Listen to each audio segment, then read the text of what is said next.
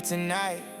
Everybody, welcome back to another episode of the Might Delete Later podcast. You guys know who I am. I'm your host. I'm Derrick. I got some special guests in the building today. They came from a long way, came from the Yay area. Big Tae. Yes, sir. In the house. Put that a little closer to you. There you go. Yes, sir. I got Big Tae, and introduce your guest. Got my boy DK, up and coming R&B. Well, like I said, we don't want to put him in that box. Just the R&B box. I mean, he's versatile, but R&B, hell of a writer. And like I said, I think he's on his way. He's one of the next coming out. All right, man.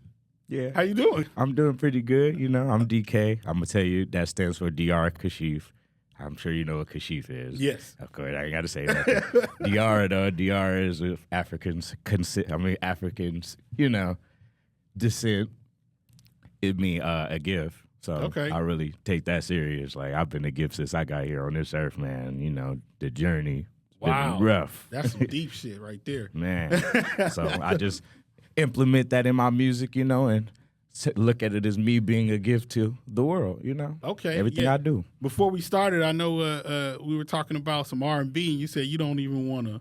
Like, I don't even want to classify. R&B. Exactly. Let's not even say R&B. I feel like the work that I put into my voice, you know, I've graduated with my bachelor's in vocal performance. Mm-hmm. So I really crafted my voice. I have a lot of experience doing. I've been singing since I was 15, doing covers and stuff, getting paid for that. So I really put work into my voice to not have to categorize it. Okay. I can do a lot of things with my voice, and I am very open minded. So I ain't got to just be R&B or gospel or so. Like I can do pop stuff, you know. I can switch it up. It's all good. I could do some opera stuff, you know. Okay. Let me ask you this. I'm got to get to Big Tae, but let me ask you this. Yeah. Who's some of your the people that you watched growing up and that you kind of emulate? Oh man, I wouldn't say too much of emulation, but as far as me growing up, I say my two favorites, and I've met them too. So my male is Tevin Campbell. Okay. You know, Goofy movie. Okay. You remember Goofy? You don't movie? hear that much. I'm telling you, man.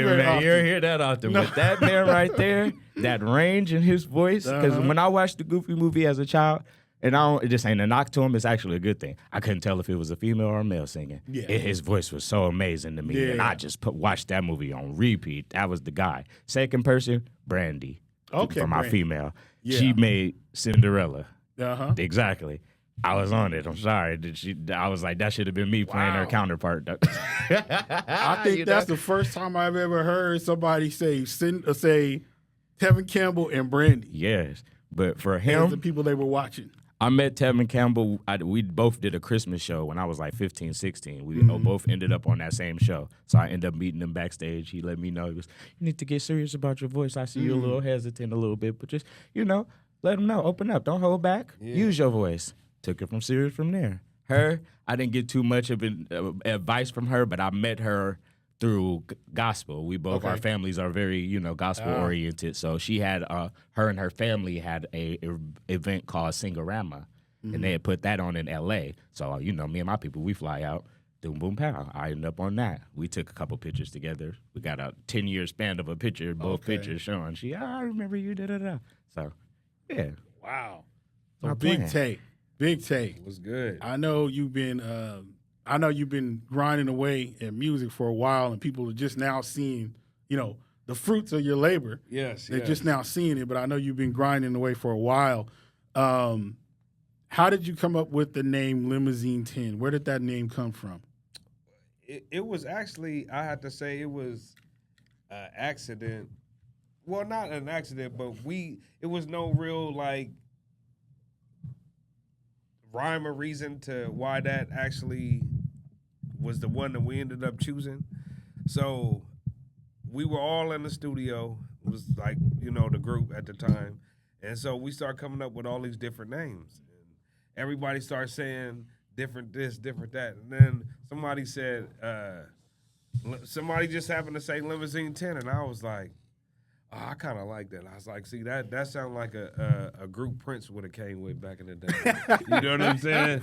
So I just said, like, that's good. I was like, but now I got to come up with the meaning. So everybody thinks the 10 in Limousine It's 10 of y'all. It's 10 of us, Yeah, and yeah. it's not. Yeah. 10 is actually kind of like how I broke it down. 415, the group with Richie Rich, D-Lo, DJ Daryl, shout out. That was like, when they album dropped, that was like impactful for me as a kid. You know, back then, like just Barry, like Richie Rich's voice and D-Lo and DJ Daryl's beat. So how I broke it down is basically 4 + 1 + 5 = 10. So 415. Okay, because nobody would ever think that. Right. Right. Everybody automatically. Only 7 of y'all up here. Wait a minute. Right. They lying. Everybody automatically assumes they must got 10. Them niggas lying. Right. So, yeah. So, Somebody ain't here. You know? right. So, yeah, that's basically the breakdown of it. And, you know, it was just, I thought it just was fitting. You know, like, Okay. I wanted something people could remember. Like, you know what I'm saying? And Limousine 10, people like, okay, like, that rings. So, you know what I'm saying? We said we rolling with it. Okay. Now, I want to ask you about how you got started. I went, you know, like I said, I do my deep dive on everybody before they come in here, and I kind of saw, what was it? KMEL Jam. You doing some work there? Yeah, right out of high school, I started doing work. I actually, you know, what happened is like I used to go down there. My boy Franzen, who was on KMEL for years, we went to the same high school, and basically we had a little clique, and he was like, you know, like the younger dude trying to like be, you know, we was like older. I think we had a couple years on him. So he would bring us down to the station, like, you know, sneak us in every now and again. So we go down there and kick it. And so, you know, I'm got down there. I'm like, man, I'm trying to get on. So I went to one of the jocks, Kevin Nash, shout out. He gave me my first little, you know what I'm saying, little entry into the game. I got at him, and he was like, you know, I got like one night a week where you come in and answer phones for the reggae show. And I was like, yeah, I'll take it. You take it. You know what I'm saying? So I ended up doing that. And at the time, I was working at this club, City Nights, back in the day, which was hot. And Theo used to come in and out of there. He's one of the jocks from back in the day that was really popular.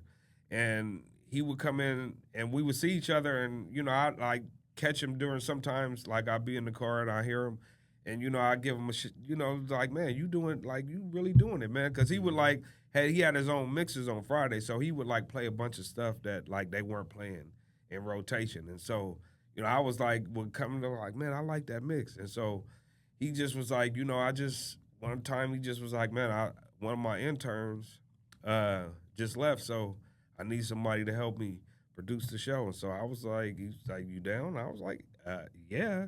So, you know, like, just, it was just cool because basically that entry into getting in there basically propelled me into that situation, you know, and from there it's just like, man, I just ran with it. We worked with each other for some years. Then he ended up moving on to L.A., and then I got with another mentor, Billy Vidal, which is he's still doing radio, killing it. But I got on with him, and he basically taught me how to run the boards and, like, you know, basically gave me, you know, more experience. And then Theo got set up down in L.A., and then I started working for the beat in L.A. So, you know, I just been lucky in the sense of that, you know, like right out of high school, I was able to get into the game like that and just get into the entertainment and, you know, of course, doing other things, but, like, you know, that entry really helped me. When you came out of high school and started working there, was your thought, hey, I want to soak all this up, I want to learn as much as I can, and then I want to go ahead and do my own label type of thing? Was that on your mind at that time? No. I mean, I wish I would have had the nerve back in the day to just get out there and put my music on the scale, but it just, like, as for me coming into it, what I had to do is, like, be okay with being judged. I feel like people don't say that. And I had to get over that fear of, like, putting out something and being okay if people was like, it's whack. So like it took me years to like get to that point where like, man, let's say I don't care, man. I want to do this. I'm gonna just do it. But at the time, I just was trying to soak up like everything. Like, you know, everything was just so you know, crazy. Like, you know, getting to LA and just, you know, being in the mix. Like we had guests coming on, like Theo's show was the hottest show in LA at the time. So our matter of fact, it's like our competition was Big Boy. He was at Power 106 at the time. So like in that time slot, that was the competition. But it just was like getting there was so like eye-opening. Like you just, you know, we had like Cube come in, like just like sitting, DJ Quick and, you know, Mac 10 and, you know, then when Summer Jam would come around, then you got all these artists like, you know, coming in and out. And then at the time, you know, I started Bernie Mac, Said the Entertainer, and Steve Harvey. They was all getting started. Like they were, you know what I'm saying? Like at the beginning of their journey. Yeah. So, you know, it just getting to see a lot of stuff. Like the first day I show up to work there, Jodeci and Madonna's there visiting. So I'm just like, this is crazy. And then like, you know, the Summer Jam, I just remember Eazy-E had a show at the time down there. And I just remember just being there because, like, you know, I'm an NWA fan. Like, you know, that's Eazy-E. Like, that was, like, definitely impactful for me. So, like, just being able to be in, like, you know, talking or just being in arm's reach of, like, just all of these different people, it just, it was real crazy, man. Like, and, you know, I just was able to have, like, people who wanted to see me do good. You know what I'm saying? Gave me opportunities. Yeah. I know, like, for me, there was a couple of events that I did where, you know, Tyrese is there, and a couple of film events. And, Yeah. You know, Tia Mowry and all these people, and you're there, and you're just like, oh, my God. Right. Well, oh my God. Yeah, you inside, you like that. You don't want to fan out, but you just like the good thing, though, the good thing about being in that situation early is it teaches you that these are regular people. Definitely. That these are regular people, and, okay, I know not to run up to them. Oh my God! Because they don't want you doing that. Exactly. Because they want you got to act. When people say act like you've been there, exactly. You have to act like you've been there around the people. Exactly. So that's the good thing about that. That okay, I can talk to anybody now. I've been around all of these people. It don't matter who it is. I can go ahead and talk to them. Exactly. Yeah. So that's the good thing. So when you got started, I heard you say your family was a church family. Oh yeah. Tell me about that. So you grew up in church? Yeah, I got a lineage. You know, the greats, the great greats. Uh-huh. You know? No, but it was a in and out thing. You know, they was trying to find their roots in their religion. So we got rooted in a religion of Christianity called Church of Christ. Okay, so in our Church of Christ, we don't use instruments. Okay. So, you know, when you ain't got instruments, you really got to know what you're doing with your voice. So that's how, you know, I got the harmonies down and really how to use my voice, and because that's all we had to listen to. So with music, I wasn't really, we call it secular. So I didn't really get to, you know, get into it the way I wanted to. So I was more with the original hymns and stuff like that. So I really had to sit with the classics. So speaking of that, I saw Jermaine Dupri say something that I thought about it, and I'm like, because I grew up in church myself. Yeah, okay. Grew up in church myself. But I saw Jermaine Dupri say something. Someone asked him about R&B today. They asked him about R&B today, and he was like, yeah, you know, it just don't have that soul. He said the problem is when we were coming up, a lot of the R&B singers grew up in church. And you hear that. Talk about it. You hear that when you hear them singing. You hear that church come out and some of them run. Come on. So he said, today you don't hear that from some of the newer artists. And I was like, Absolutely not. I was like, yeah, I think that might be true. It's truth to that. And then when it's not even just about the type of runs we doing and all that stuff, there is really feeling when you're speaking with your voice. There's a feeling you have behind that. When you're raised in the church, they teach you to tap into your soul, tap into those feelings, and really let that, it's a vulnerability. And when you're not in that, you don't know what all those things you know. In our culture, in today's time, we taught, don't get too vulnerable. Shield up, protect yourself, all that type of stuff. So how are you going to be vulnerable with people if we always talking about protect and independent and da-da-da-da? Yeah. is contradicting. So Yeah. ain't nobody opening up like that in today's time. They holding on and waiting for the check. Yeah, absolutely. And then another thing I heard, I forgot who said this, but they were talking about younger artists as well today. They aren't getting developed like they used to get developed. Come on, talk about it. So now you could just get some equipment and I go make an album in my living room. Hello. I've never had any music experience. I've never done anything, but I'm gonna make this hot track. Talking about throw that motherfucker. And then the computer gonna do the rest. But on the flip side of that, I also think that hip hop and R&B, I feel like sold out a long time ago, and I feel like we are now seeing the repercussions of where we are musically. I mean, like everybody, go deeper into that. What do you mean they sold out? Well, I just feel like it became we like gave up the art for money. Just about. And I just feel like we're seeing, like, I don't want to like dog the whole like R&B, the new crop of R&B people, but it's a little bit different. And I don't like Leon Thomas. I love him. Like I think he's one of those dudes. If he keep it cracking, I feel like that's like a start to like getting back. But there's some other artists out there that just are not getting the exposure. But back to the subject. But I just want to say that we, like, especially with hip hop, like that's the reason why we in a position with all of the shitty music that we have to listen to now. Is because where back in the day you really had to have a voice and be able to like have some real talent. Like now that everybody, it's like the gift and the curse. It's like it's good that artists can take their music into their own hands and upload it, but just because you do it don't mean it's good. To me, it should be done. Like, yeah, I'm just like, be done. It's just everybody can do it, but just because you do it don't mean you're doing it right. Like that's just how it's just like I said, just a position of like I really think that we letting corporate people come in and kind of take over hip hop, and that's why they put out the buffoonery and push the buffoonery that they push nowadays, because they pretty much in control of it. Like, you know what I'm saying? We've lost control of that, and I'm saying it is some independent, but it's like you ask any independent artist now that had a contract before, it's a big difference of like when you have to do everything yourself versus when you got a machine behind you. Like, so it's really hard. I'm not saying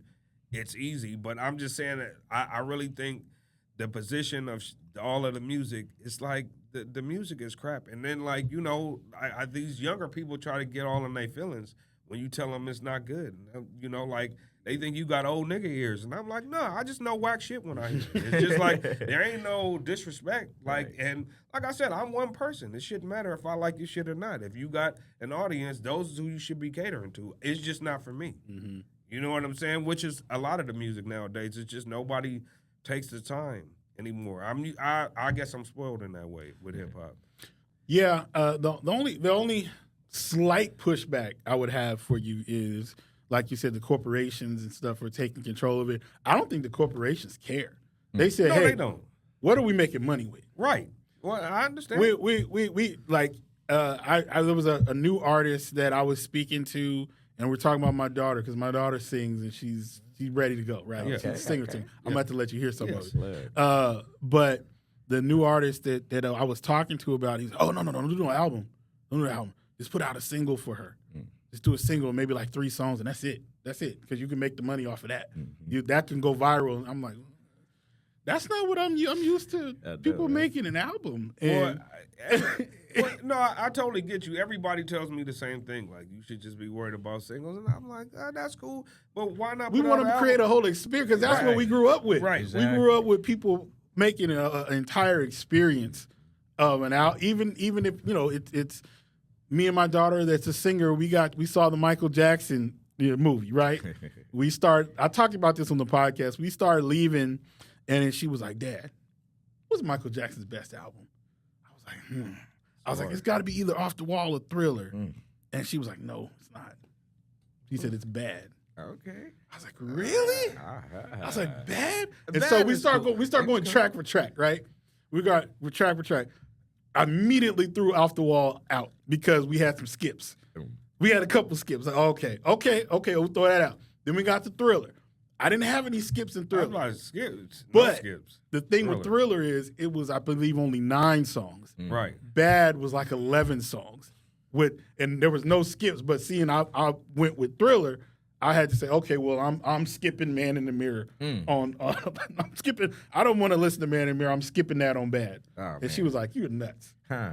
Everyone listens to Man in the Mirror. Come on now. So again,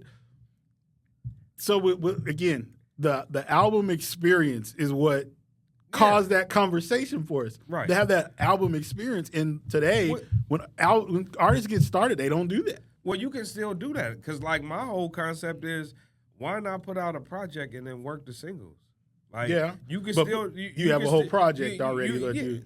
But I'm saying you can still work any single you want off of there. I mean, to me, it's just I feel like everybody is so caught up on everybody should do it the way they feel like is the best. Like, you know, if you really think working one single is the best thing to do, then that's cool. But like I said, I come from the album experience, and I like to put together a whole project. So, you know, like I said, I'm not trying to hate. It's just it's also easier to hide when you do one single or just right. 3 songs. It's easier to hide. But people got to understand having a hit is a gift and a curse. Yeah. Because it's the gift, then okay, you got a hit. But if you have nothing to back that up, that hit up, then it's almost null and voids the hit to me. Then you just gonna be the one hit wonder. The one hit wonder. Right. So that's why I just said it's important. You know, if somebody's on one, you should already be thinking as an artist, okay, what am I gonna follow that up with? Now that I got their attention, because now, like I said, you hit them with that one single that you trying to push. Okay, like everybody is. What else you got? I think it depends on what you want, because you got some people that's very content with that and will be so happy that they got that one hit and will talk. That's good. You know, I'm known in the hood or wherever I come from, you know, that's good for me. But you got people that's like me, that want that more because how my love for music and my love for the work that I put in and my voice and everything. And that's an artist. An artist isn't content with one thing. Exactly. Steven Spielberg did Jaws, and if he's, I'm done. Right. No. An artist, you constantly have that drive to want to keep making things. Come on. You constantly want to keep making things. So someone that just makes that one hit and they just like, oh, you was playing. Yeah, exactly. You was playing. Exactly. Right. You should just said that. You was playing because that's all you was looking for. And come on now. some of the artists, you can actually feel that and you can actually hear that. Yes. That it's like, okay, y'all just playing around.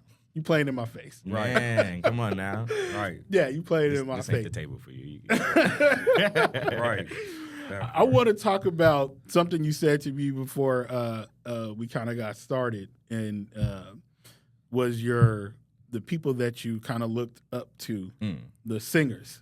Okay. That you kind of looked up to. Tell us a little bit more about that. Hey, wait a minute. I thought we was out here talking about that. Well, tell me more about that story about the Tevin Campbell and the Brandy. Tell me more about that. Man, so these was artists, like I said, I looked up to them as children. So on the flip side of really just meeting them and interacting them and then knowing their musical catalogs and everything they've done, it was easy for me to try to pick that up and implement what I needed because, you know, they call her the vocal Bible with the runs and everything. So, of course, I wanted that. From her, if it wasn't her, I say Jasmine Sullivan. I know you know who that is. Come on now. Come on now. Right. They wasn't giving her credit. Underrated. Super underrated. Super underrated. They don't talk about Jasmine Sullivan. You know what's funny, though? When she first came out, she came out with that song. Not even probably first came out, from my recollect. I Need You Bad. I wasn't really on it like that. Like, I didn't appreciate it for what it was when I first heard it. Everybody was trying to let me know, oh, you got to listen to her runs. I was still getting myself together. I knew what a run was and all that stuff, but I didn't really know it. Yeah.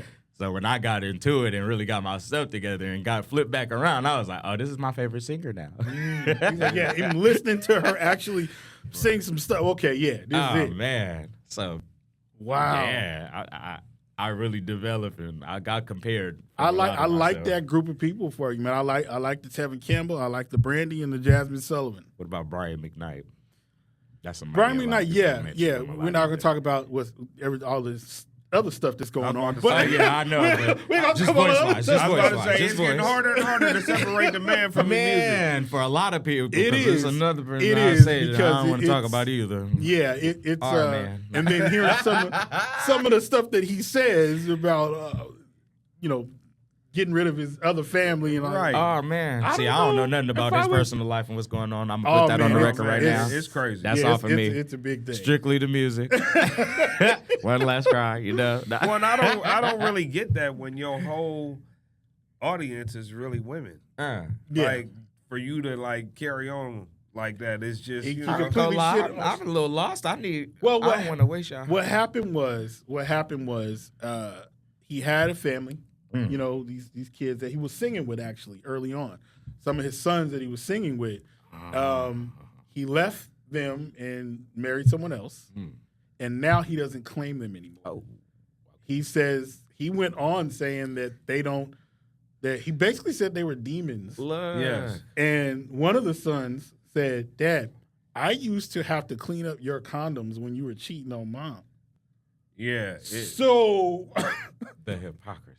he said, "I used to have to do all of this stuff when I was a kid to like hide what stuff you were doing." Come on. So, and it just like he had a performance at a college, and I think they canceled the performance because the people said, "Nah, we don't." Well, wanna people ain't support buying him." the tickets. They've had to We don't cancel wanna shows. support Because I saw him for free. We want- I ain't gonna even knock He it. said, I'm "I sorry. seen him for free." I seen him for free.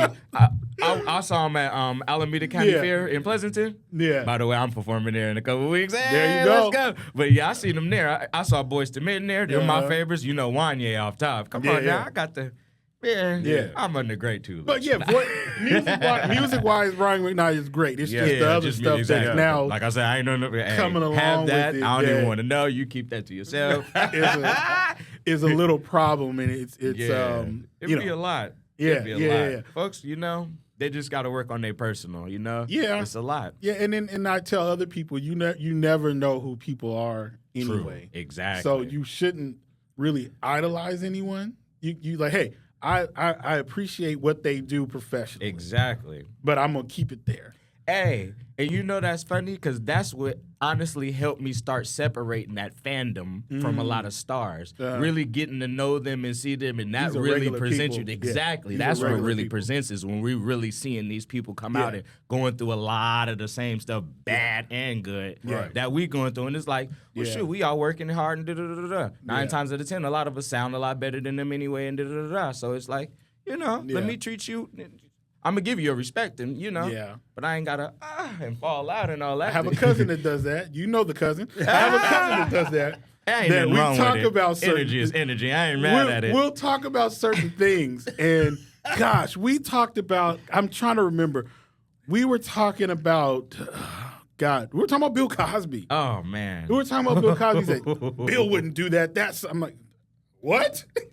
We don't know what Bill would do. you know, We don't you don't know that man We from don't a can know of what Jello. Bill Let me would shut do. up. Well, that's why I said when it comes to certain people, what the things that we know now, nothing is off the table. Come on now. You So know you what I'm cannot saying? idolize people. You don't know what these people do in their personal life. Come on now. You don't know what they do. It's Like I true. said, respect the artist they are. But Res- fandom nowadays has reached a whole new level.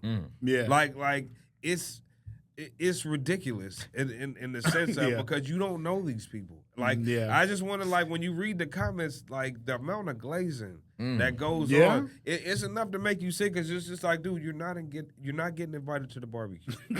Well, why are you going so hard? Like, you know what I'm saying? Yeah. Like Hey. it's ridiculous, and you got to kind of like just be like, man, let people be people. But it's just like, man, we got grown men. Yeah. You feel me? Like going to bat. Like I've seen a lot of it. you know what I'm saying? I've seen a lot of it. I've seen a lot of it when it comes to just recently. I've seen a lot of the Drake people. The right. Drake put that album. They're like, "Oh my God, this is the greatest thing we've ever heard." Oh, okay.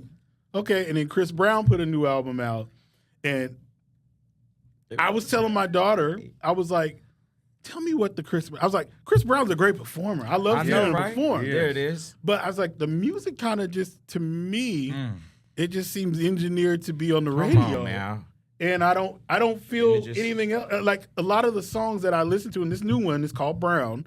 I was like, I played the first one because people were talking about, oh, this is a Chris Brown classic. I said, oh, okay, let me turn the first one. I was like, okay. The second one sounded the same. I said, oh, okay. All right. Let me to the third one. Maybe there's something I'm missing. Let me go to the third one. Huh. Okay. That sounds like the other two we just heard.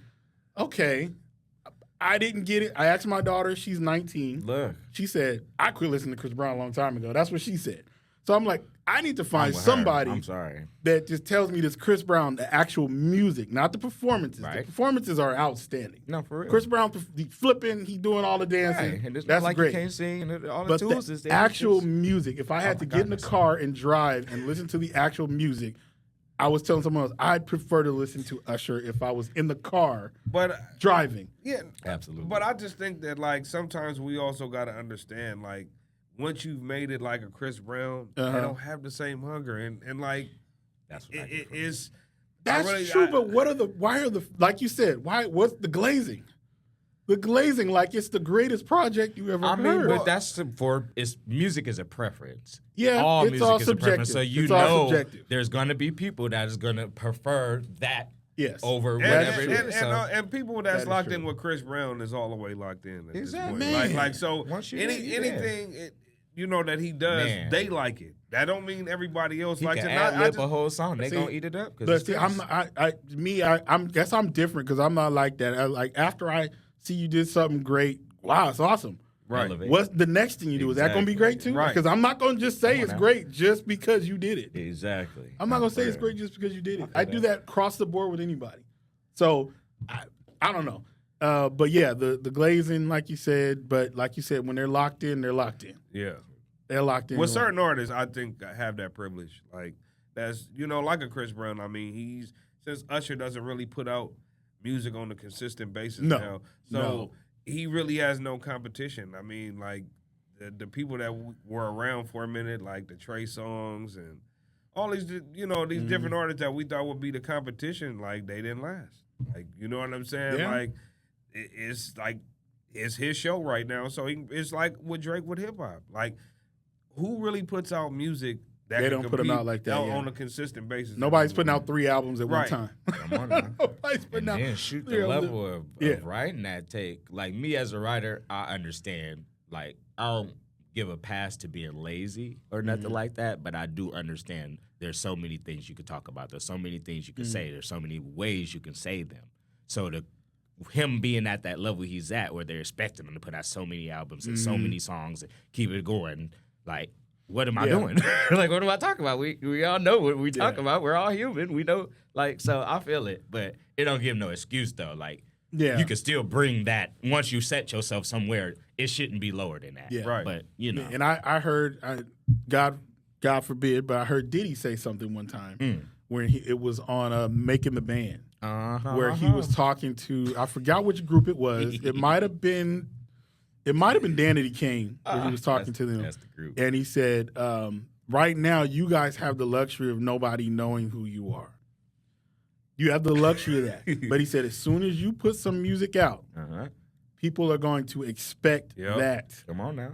Time and time again. Right. They expect this level time and time again. You got to keep hitting them. Yeah. Right now, you guys have the luxury to put something out. People are like, oh, this is a new group. Wow, they sound good. Then people have an expectation of you. Right. Really. It's And understandable. I think a lot of people don't actually live by that. True. That expectation that when you put that out, okay, this is where you're at. But like you said, a lot of people ain't in the same mindset. So everybody don't have somebody telling them that and putting them in there. And a lot of people don't naturally feel that and all that type of stuff. You got to be implemented in that. So yeah, true. Big Tae, I also saw that some of your producing people you looked up to were it's Teddy Riley and whatchamacallit? That's Teddy my Riley. cousin. And you know who else? Why am I skipping on one of the Don't do greatest my producers cousin of like all that. time? Why am I skipping out on that? Let us know. Thriller, bad. Thriller. Quincy Jones. Quincy Jones. Yes. That's terrible, y'all. Don't mark that from. And that's not my Correct. cousin Yeah, for the mark record. that all from- that, scratch all that. I did say that twice. No, it is not. That is a I had a joke. lot of stuff in my head, okay? So don't kill me with that. Quincy Jones and Teddy Riley. Yes. What do you take from them? Because I know you were saying a lot of your R&B, you like Teddy Riley's production on some of that. Yeah, well, I would say Quincy Jones initially because I just, as a kid, just knowing how he puts things together and like all genres together. Like to me, Back on the Block was an amazing album. Like when you look at the hip hop mixture from Big Daddy Kane to Ice-T to jazz with Sarah Vaughan, Take Six, Ella Fitzgerald, like just and making it all mesh together.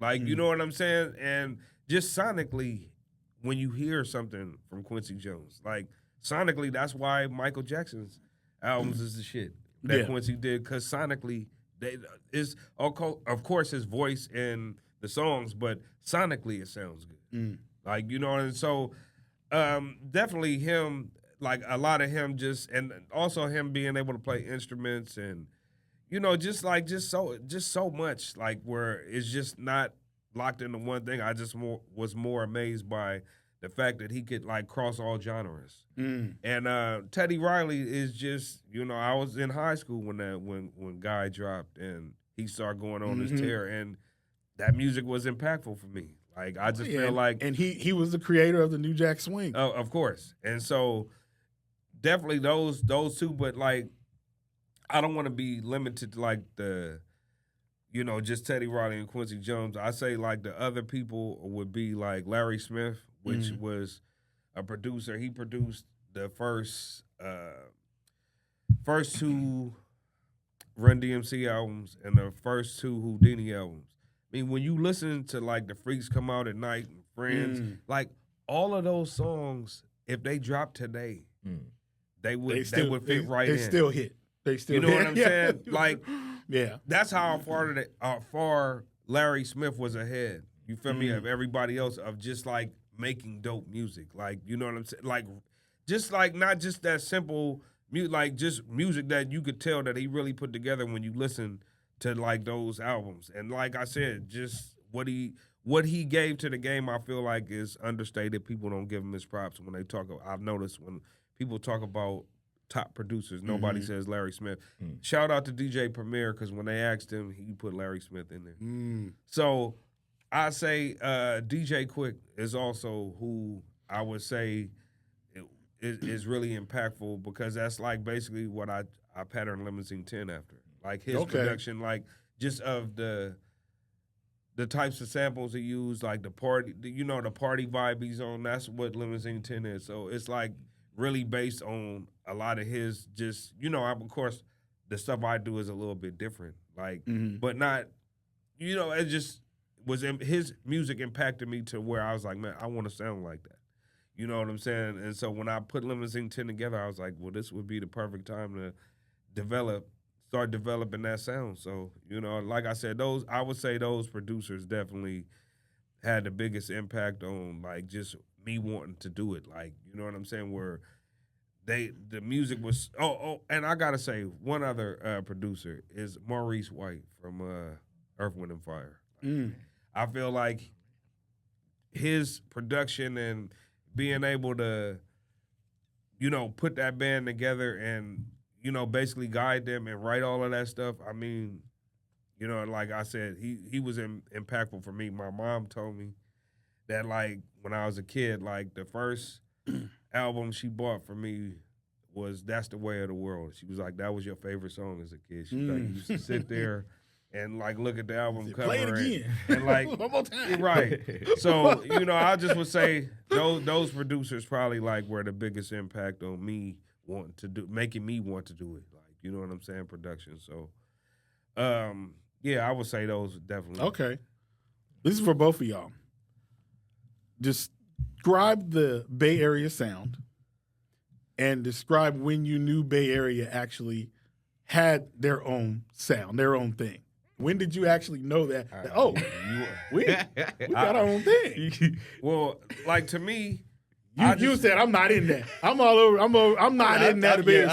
You know, I'm all over the place. When y'all developed y'all sound, I was still whipped behind the ear trying to figure out how to talk. But again, when did you know that the Bay Area had a sound though? That during the hyphy movement. For me, that's what I really because I ain't gonna sit here.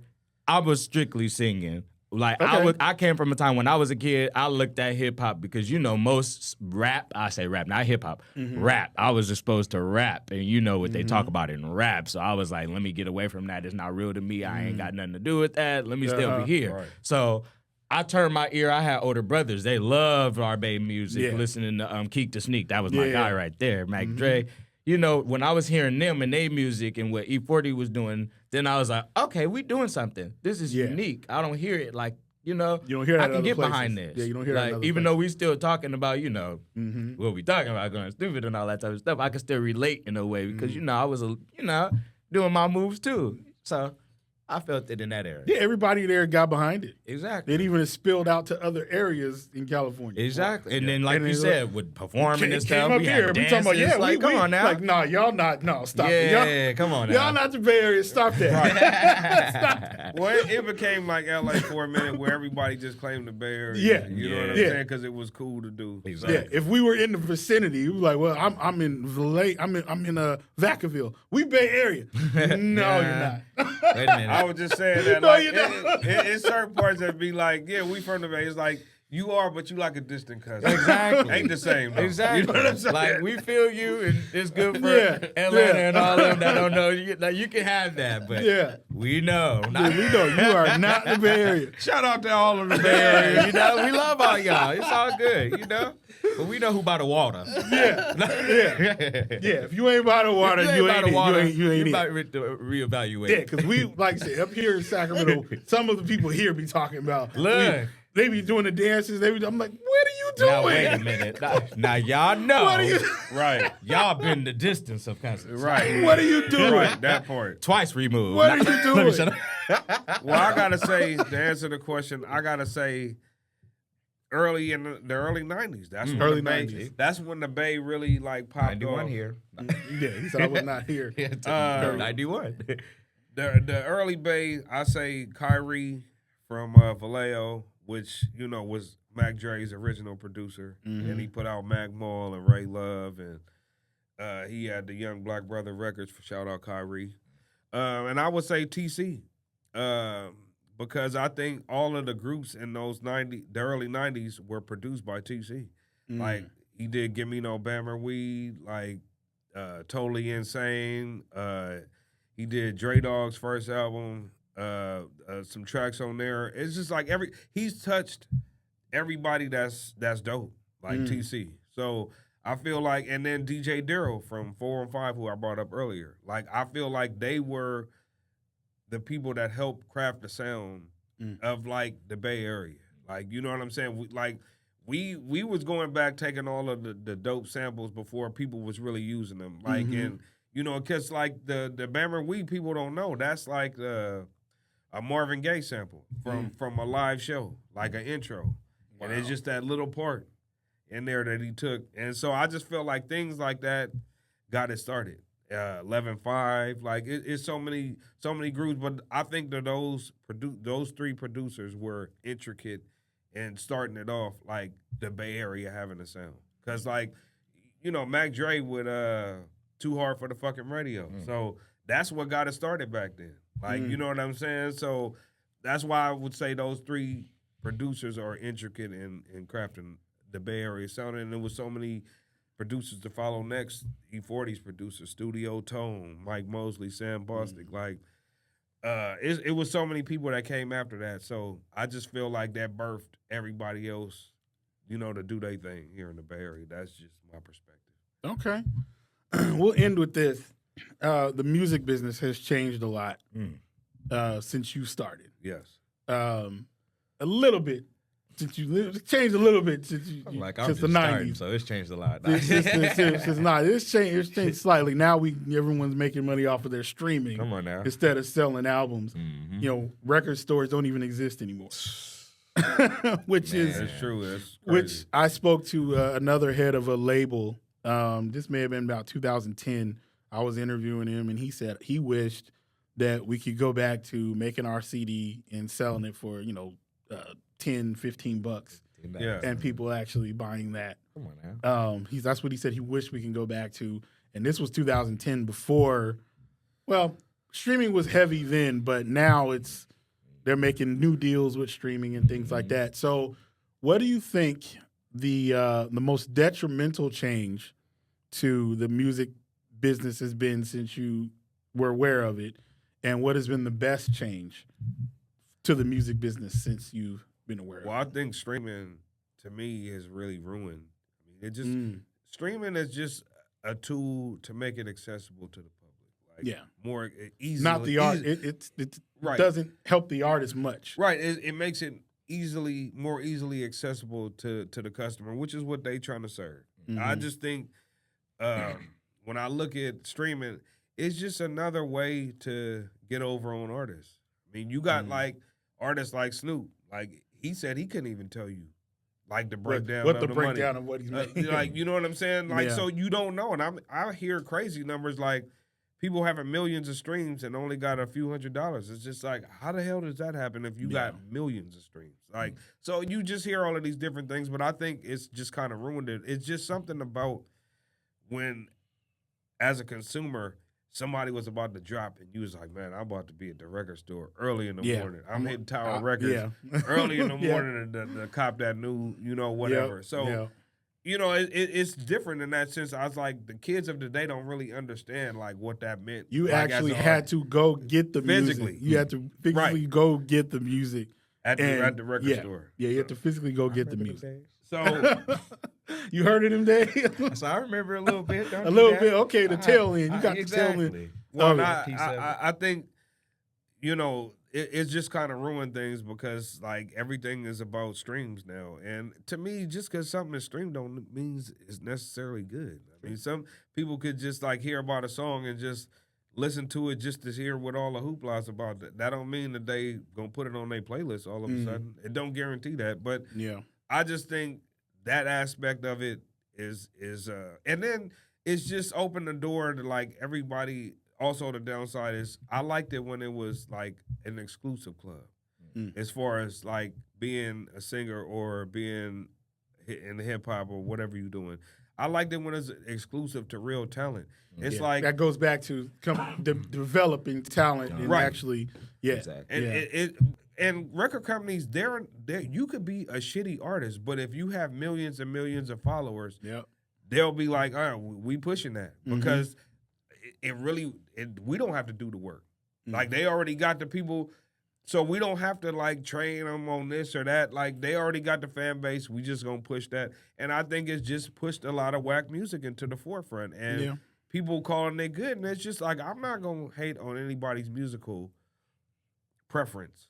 Just don't ask me. Yeah, but if you ask me, I'm gonna tell you the truth though. The shit ain't for me. I don't dig it. Like it's just. But I'm also looking at things from a different perspective. I'm still like about lyrics and as well as cool beats, but I'm also want to know what you're talking about. Like sometimes it's just like you don't have to be spitting the most like Nas type shit. If you on a song and you talking your shit, like that's good enough for me. Like and I like it. So it's not about not hating, but I just feel like mumbling and just saying saying a bunch of bullshit ain't really doing it for me. Like that's just really what it is. I'm like, but I don't, because I don't have to listen to it. That's the difference. I don't get all like caught up in it like that. But I feel like it's opened the door to more whack people. It's not exclusive anymore. Anybody could do it. Yeah, you know what I'm saying? Which it gets saturated with a lot of bullshit when it's like that. Yeah, like so. I just feel like I said it could be somebody that has greater talent than somebody being pushed right now, but it don't matter because the person being pushed already got built-in followers. They've got the followers. They're being seen, and that's and then like I said, and people caught up in social media. I feel like it's good, but I feel like it's bad also because what you learn about like IG to me is like it's cool, but I just feel like when you look at the most popular people, you either acting an ass or showing your ass. Those are the most popular people on Instagram, and I feel like it gives people this false sense. It's like the game is smoke and mirrors, literally right now. Like, you think somebody is on the internet popping, and they really not. Like, you look at Megan Thee Stallion, for instance. Nobody gives a shit about her music. Because, like, when it drops, people be on it for a minute, and then they off the shit real quick. And then, but if she going through some man problems or some shit, man, she got all the support in the world. You just be like, but you won't support the music. But, you know, so it's become more people care about people's stories and personal lives also versus just caring about the music. So I just feel like social media has somewhat skewed people's, like, how they're listening to things, because people are like taking in things into consideration that don't matter. Like, to me, if we just talking about music. And I just think, I just hope we start going in a better direction. Like, you know, people start like really trying to get behind and support people who deserve the support. Cause I just feel like we gonna lose a lot of artists that were great over bullshit artists that got followers that are not as good, you know? Yeah. But I would say the flip side, the internet. Again, it's the gift and the curse. Internet is good because then you could really make something go viral. And I'm more about making something go viral that's organic, not some shit that's like on some AI or some shit that, oh, we made this grand plan to do some bullshit just to get the spark going. I'm more about the organic, like just dropping some shit, putting it out there and see who like it and who doesn't. I feel like, so that's why I said it's the gift and the curse. I feel like at the end of the day, being able to be an artist and be in control of your own thing and, you know, having music and being able to get on something, platform and pushing your music like that, like that's cool because it puts everything in your hands, which is how it should be. Because the minute you sign with a company and take a check, you no longer have control. They're gonna tell you what single is dropping, no matter they, you know, which is crazy because you just, as a record label, you just be like, how the hell is a record label gonna tell me how to sell to my audience? You know, but it's like I said, it's once you take the check, that's what comes with that. So I just feel like being able to be independent is a good thing, but I just feel like the streaming and everything else is really like, and people caring about like the wrong things. Like, I don't care about somebody's story. I'm in it to hear the music. Like you know what I'm saying? Like we've as a country we like the mess, right? We like them. You know, like my girls will sit around and watch baddies on TV. I'm sorry. They is fighting the whole time. Yeah. They just on the public. What? But no, see, that's the problem. That's all y'all pay attention to. That's not all it is. But all right, I ain't gonna. But that's the hook, though. Yeah, the hook is the fighting. The hook is the mess. Hey, there may be more in there, but the hook is the mess. We like the mess. We like a car crash. That's true. I'm a positive person, so I ain't gonna sit there and just say I'm right there for the fight. Like, I just want to see these are a group of women that are like that. I'm looking for, can they really separate that and go do what they're supposed to do? And I love when there is women on that show that really can do that. You may be one of the only people that think that I way. might be, because I'm a very positive people. Like, even with everything he was talking about, like, I'm not going to sit there and dwell. There is a lot of negative to the industry right now, and we all know that, so I don't got to elaborate on that. Yeah. But what I do like is, even for me personally, I love the freedom that I have as an artist. I love that I can do what I want to do and cater to my people that's going to listen, because this is how I feel. The real, no matter what, is going to go through. People are going to gravitate towards what's real. People are going to gravitate what's original, authentic. Me and my music is going to be original and authentic. So I know I'm going to get what I'm supposed to get. I'm not worried about what's oversaturated and who will do it. That's all great for y'all. Mine is going to be mine because people going to feel that. And I love that we in the stage where me wanting to mix funk with, you know, with the hip hop and some party you can sound. do what you want. I can do that. Yeah. So. Yeah. Where can people find you? Right now, you can find me on Instagram _DKX5. I got a music page that's on its way doing things, trying DK _DKX music or Music X, one of the two. Do the X5 one first. I got Facebook, DR Kashif.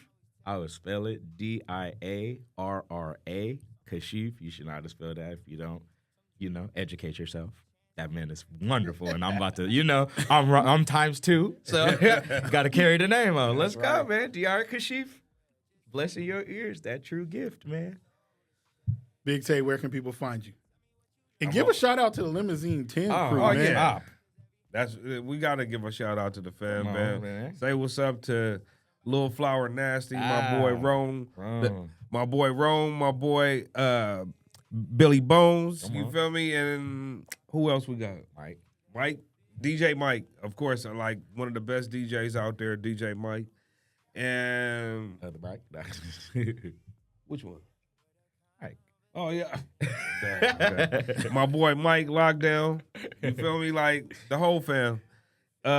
Eddie K, like who's also down with the group that helps produce and actually brought us together. My boy Mert. On Instagram, I'm Tae Bigg. That's my personal page. And the Real Limousine Collective on IG is the other page where you can find all our stuff, like performances and we try to put a little bit of something for everybody especially when we do shows. With the last radio interview we did, like people really responded to that. So shout out to everybody for taking the time to, peep that. Like the views was way up on that. So we appreciate that. There it is. And you guys make sure to follow us, the Might Delete Later podcast, because we don't have a lot of followers. We don't have enough. I tell you guys this all the time, so do something about it. All right? Real talk. Stop playing. And we'll see you guys next time. Peace. All right? Don't.